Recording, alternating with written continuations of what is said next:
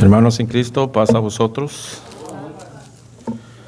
Como decía la hermana Sofía, para mí es un gran privilegio compartir las Santas Escrituras desde este lugar. Lo he hecho acompañado de hecho, en el primer sermón que se comenzó el servicio en español, con el hermano Jim Thompson por abril del año pasado. Muchos de mis hermanos me han escuchado en las escuelas sabáticas, pero desde aquí como que es diferente. Y me quito el sombrero para los hermanos que lo hacen tan fácilmente, el hermano David, el hermano Abiu, como si nada. Cuando él me avisa, todo este tiempo he estado orando. ¿De qué voy a hablar? ¿De qué voy a hablar? Y sin pensarlo más, dije, tengo que hablar de Jesús. Tengo que hablar del Mesías. Y hoy en esta tarde vamos a ver en el Nuevo Testamento, en el libro de Mateo. Tomen su asiento.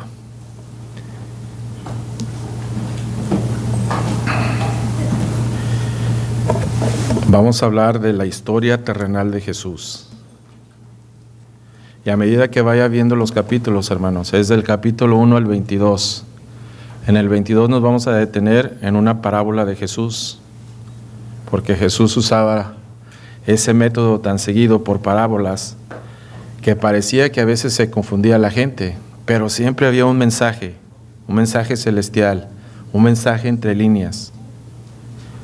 Y Jesús, cuando Él hablaba, usaba lugares, usaba personajes, usaba diferente forma de poder expresar su tema.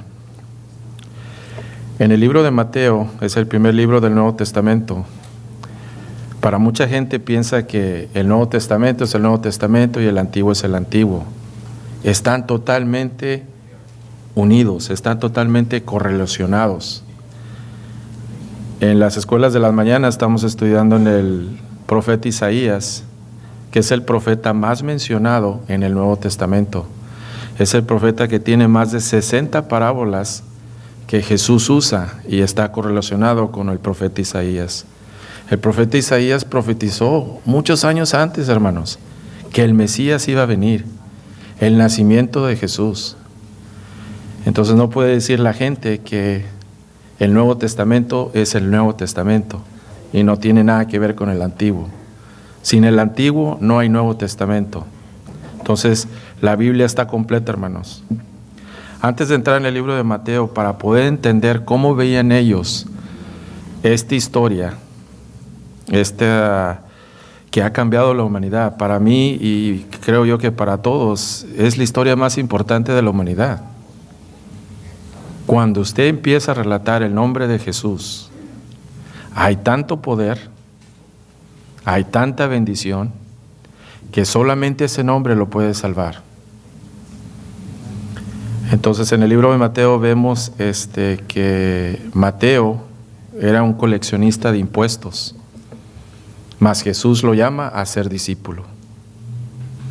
Propósito principal de Mateo era convencer a sus hermanos judíos que Él era el Mesías, Él era el que estaba profetizado, que Él venía de la casa de Israel, de la casa de David.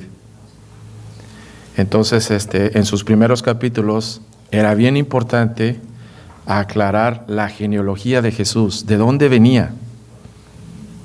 ¿Es este el que predice? ¿Es este el que viene profetizado? Y si vemos en el capítulo 1, vemos aquí sin duda que una de las generaciones engendradas por Jacob engendra a José esposo de María, medio Espíritu Santo, ahí está Jesús. La genealogía para comprobar que venía de la casa de Israel está ahí. También el otro propósito de Mateo era que ellos aprendieran las buenas noticias. ¿Cuáles eran las buenas noticias? El reino eterno. Entonces, para poder seguir el seguimiento de la historia, en el capítulo 2 empieza a narrar la historia de cuando Jesús nace. Periódicamente, el reino que estaba allí, el rey Herodes, era un rey malo. Imagínense ustedes, yo soy el rey de los judíos, y le llega a sus oídos decir, acaba de nacer el rey de los judíos. ¿Cómo? Si yo soy el rey, ¿cómo van a ser otro judío? No pudo soportar esa cosa que manda matar a todos los niños. Profetiza Isaías esto, que iba a haber mucho lloro. Por medio del ángel, Jesús le dice a José y a María que se vayan a Egipto. Después sigue la historia narrando que Jesucristo sigue creciendo, tanto en conocimiento, en sabiduría, su relación perfecta con su Padre, con sus padres terrenales, siendo obediente, siendo humilde, dando un ejemplo que la gente todavía no daba a conocer. En los siguientes capítulos vemos que Jesús, cuando Él ya empieza su ministerio, en lugar de regresarse a su pueblo natal, no lo hace. Él escoge Capernaum como una zona de oficial y empieza ahí su ministerio. Empieza a escoger a sus discípulos. Empieza a hacer la tarea que el Padre le dio. Seguimos leyendo en los libros de Mateo, en los siguientes capítulos. Pero antes de llegar a eso, recordémonos que el pueblo judío conocía las Escrituras, conocía el Antiguo Testamento, al pie de la letra. Sabían de Jesús que iba a venir, sabía que iba a ser el rey de los judíos. Mas lo que ellos optaron de no ver en la profecía, ¿cómo iba a venir Jesús? Como un siervo, a ser servido, a ser rechazado y morir por nosotros. Creo que esas características de este hombre terrenal a los judíos no les convenía. Los judíos tenían la opresión romana y ellos sabían que querían un Jesús que viniera fuerte, que viniera con todo su ejército para derrotar al imperio romano y poder aprovechar esa nueva reforma para que ellos se beneficiasen. Ellos sabían que venía Jesús, pero no ese Jesús. A ese Jesús no les convenía a ellos. Y de alguna manera u otra, menos gracias a eso, nosotros tenemos el derecho ahora de ser hijos de Dios, de ser parte de ese pueblo escogido.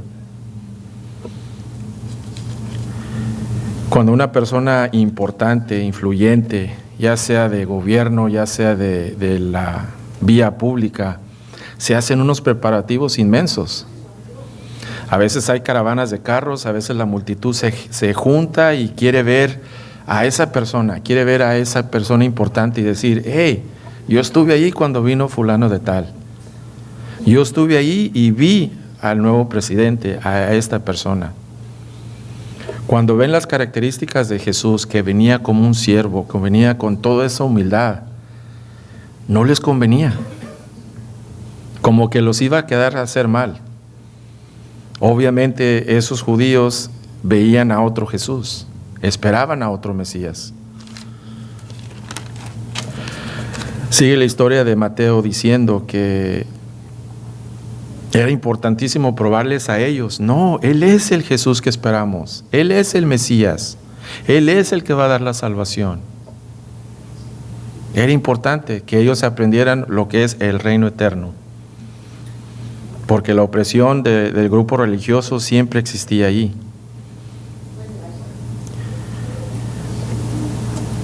Cuando Él comienza su ministerio, obviamente el grupo religioso empezaba a darse cuenta de sus maravillas, porque cuando Jesús hablaba, Él hablaba con una autoridad, hablaba con la verdad. Y por si fuese poco, ¿cuántos milagros no hizo? Sanó a paralíticos, sanó a ciegos, sanó a gentes de enfermos, de que todo el pueblo sabía que desde su niñez eran enfermos, desde que nació no veía. Y Jesús los sanó. Otra vez a los judíos, tratando de buscar la manera de cómo hallar alguna falla en este hombre tan sencillo que clama ser el Hijo de Dios, que clama ser el Mesías. ¿Cómo es posible que Él pueda hacer todas estas cosas? Entonces, era bien difícil para ellos aceptar la verdad. Mas aún así, todavía con su corazón duro, buscaban cómo atraparle. Jesús empieza con sus sermones en el Sermón del Monte. Y escogiendo ya a sus discípulos, les dice los bienaventurados, a los pobres de espíritu, a los que lloran, a los mansos, a los que tienen hambre de sed de justicia, a los pacificadores, a los que por mi causa van a sufrir. Les dice, de ellos va a ser el reino de Dios. En aquel entonces, hermanos, la situación era alta y baja, no había nada en medio. O usted estaba en una buena posición, o era pobre, o era esclavo, o era apartado. Imagínese que usted sea parte de ese grupo, pobre de espíritu, que lloran, que es usted manso, que es usted un pacificador, que es usted un deudor, que es usted que sufre por la causa de Jesús. Ese día se dieron cuenta, hay una esperanza nueva. No necesito ser judío, necesito creer en Él y soy parte de eso. Sigue la oposición religiosa que no les gustaba. Ellos con todo su poder, con todos sus puestos, no podían hacer ese tipo de milagros. Para ellos era una cosa inmunda tocar a una persona leprosa. Una persona que estuviera enferma no tenía ni el derecho de estar cerquitas del templo. Jesús se compadece de ellos. Con esa autoridad, la gente se maravillaba. Jesús se da cuenta y Él quiere que se dé cuenta quién lo manda. Porque dice, yo soy el camino, yo soy la verdad. Y nadie va al Padre si no es por mí. El grupo religioso en contra no les gustaba oír eso. ¿Por qué? Porque estaban perdiendo bastante fe en ellos mismos. El hecho de saber todas las escrituras, el hecho de tener una vestimenta, digámoslas todas almidonadas, con corbata, con traje, entre más se vestían ellos con ese orgullo, pensaban ellos que estaban más santificados. Si él veía a otra persona totalmente humilde, no estaba santificado. Ahora más si no sabía las escrituras, ahora más si no sabía todo lo que era lo que ellos sabían, los fariseos, los escribas. Pero Jesús veía el corazón, hermanos, no las vestimentas de afuera. Cuando Jesús empieza con sus maneras de enseñar, en los capítulos 2 y 15, Él siente la oposición, Él siente ese egoísmo de los líderes religiosos. En los capítulos 20 y 21, Mateo aquí dice que Jesús visita a Cesarea de Filipo, donde a Pedro se le declara que Él es el Mesías. También al apóstol Juan y a Pedro. Imagínese esa revelación, hermanos, que usted está con el Maestro y que le diga, yo soy el Hijo de Dios. Es una verdad que me acuerdo de una película que decía, es que no te puedo decir la verdad, pero ¿por qué no? Porque es tan pesada que no la puedes sostener. Imagínese que le diga, yo soy el Hijo de Dios. Mas sin embargo tuvo compasión de ellos y le dijo a Pedro, a Juan, a Jacob. Era un gran evento, hermanos. Pero la historia no termina ahí. Jesús tenía que llevar una misión. Tenía que cumplir la orden de su Padre. En el capítulo 21, al final de su ministerio, entra triunfalmente a Jerusalén. Pero no entra en limusinas, no entra con guardaespaldas, no entra con el mejor carro. Entra humilde. Entre más humilde él más alababa a su Padre. Entre más humilde él era, más santificado era, porque no hubo culpa en él. Y el grupo religioso no sabía cómo buscar algo en contra de él. Aquí se muestra claramente el poder de Dios que estaba con él, porque dice que ni la muerte pudo detenerlo, ni la muerte fue suficiente para que él no se cumpliera su misión que tenía aquí en la tierra. Decían los hermanos ahorita al principio, el amor tan grande que él tuvo para nosotros. No lo podemos entender, hermanos.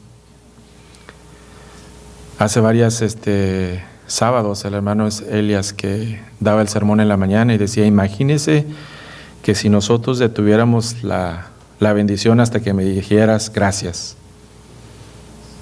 Porque a veces así lo hacemos con nuestros hijos, ¿no? Le damos el carrito y estamos esperando ese thank you, estamos esperando ese abrazo, ese beso. Si fuésemos así, hermanos, estaríamos muy cortos. Pero Dios tiene un inmensamente grande amor sobre nosotros. Cuando Él entra a Jerusalén, Él sabe que la oposición ya está de tal manera que su muerte está cerca. Mas sin embargo eso no hizo para que Él huyera. Él no hizo nada para que los discípulos lo defendieran. Él fue, como decía Isaías, al matadero sin responder y sin abrir la boca. Ese es el inmenso amor que Dios tuvo por nosotros, mandando a su Hijo. Porque si nos vamos en el Antiguo Testamento, hermanos, recordemos a Noé. No le hicieron caso. ¿Qué pasó? El resultado fue fatal. En esta parábola, en el que, ahora sí, si el hermano la puede poner aquí, en el capítulo 22, esta es una historia que dice que la parábola del banquete de la boda. En aquel entonces, hermanos, los judíos tenían la costumbre de mandar una invitación con dos partes. La primera parte de darle la invitación. Está usted invitado a asistir a este evento. La segunda parte de la invitación se le indicaba, va a ser el sábado a las 4 de la tarde. Había una costumbre judía también que el que daba el banquete, él utilizaba una vestimenta especial, dándole el honor a esa fiesta. El anfitrión tenía que usar esa vestimenta a darle el respeto al que le está invitando. Era tradición judía en las fiestas en ese tiempo. Si leemos cuando Jesús narra la parábola del banquete de bodas, dice en el capítulo 22, respondiendo Jesús les volvió a hablar en parábolas diciendo, el reino de los cielos es semejante a un rey que hizo una fiesta de bodas a su hijo. Envió a sus siervos a llamar a los convidados y las bodas, mas estos no quisieron venir. ¿Cuántas veces hemos hablado de la palabra de Dios?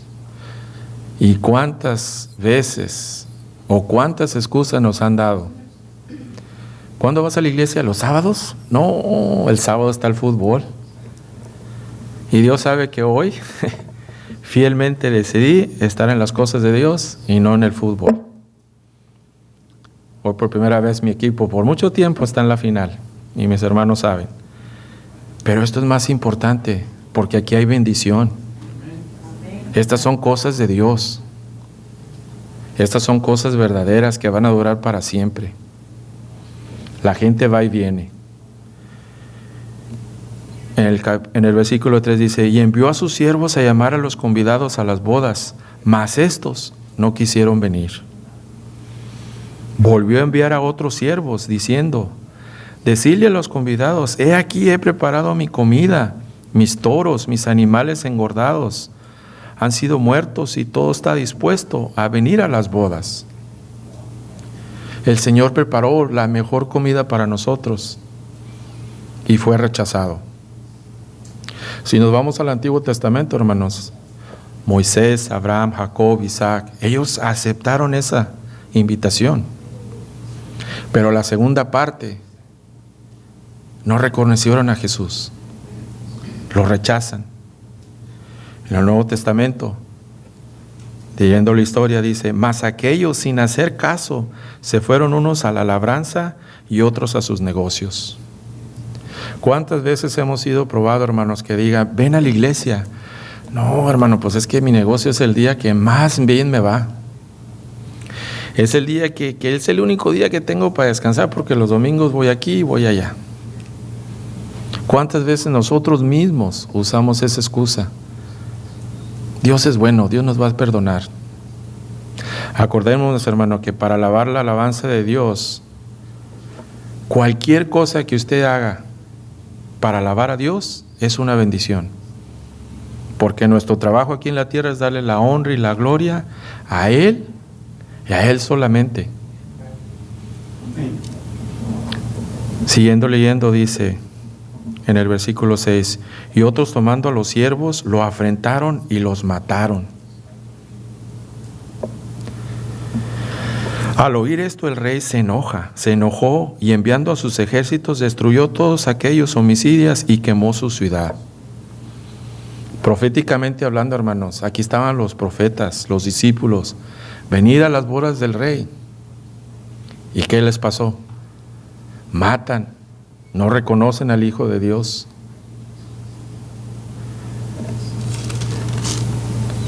En el versículo 8 dice: entonces dijo a sus siervos: las bodas de la verdad están preparadas, mas los que fueron convidados no eran dignos. Id pues a las salidas de los caminos y llamar a las bodas a cuanto halléis. Y saliendo los siervos por los caminos juntaron a todos los que hallaron, juntamente malos y buenos, y las bodas fueron llenas de convidados. He aquí el gran rechazo, hermanos, de los hermanos judíos. No reconocieron al Mesías. Y yo digo, sí lo reconocieron, mas era el Mesías que no les convenía. Claramente aquí está lo que pasa por no haber asistido. En el verso 7 dice: al oír el rey se enojó y enviando a sus ejércitos los destruyó aquellos homicidas y quemó su ciudad. El verso 9 dice: id pues y salid a los caminos y llamad a las bodas a cuanto halléis.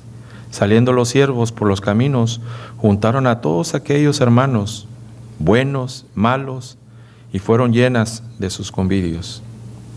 Y entró el rey para ver a sus convidados, y vio ahí un hombre que estaba vestido de boda. Y les dijo: amigo, ¿cómo entraste aquí sin estar vestido de boda? Mas él enmudeció. Entonces el rey le dijo a los que le servían: atadle de pies y de manos y echadlos a las tinieblas de afuera, y ahí será el lloro de crujir de dientes. Porque muchos son llamados y pocos escogidos. Hermanos, claramente está aquí si rechazamos la invitación de Jesús. Hoy yo les digo, ayúdenme a contar esta historia. Ayúdenme a contar esta historia de Jesús aquí en la tierra. Que no pase lo que hicieron los hermanos judíos. Que no pase de que busquemos algún beneficio propio por no asistir. Hermanos, claramente aquí está. Dice que el rey vio a esta persona y no estaba vestida adecuadamente. ¿Qué significaba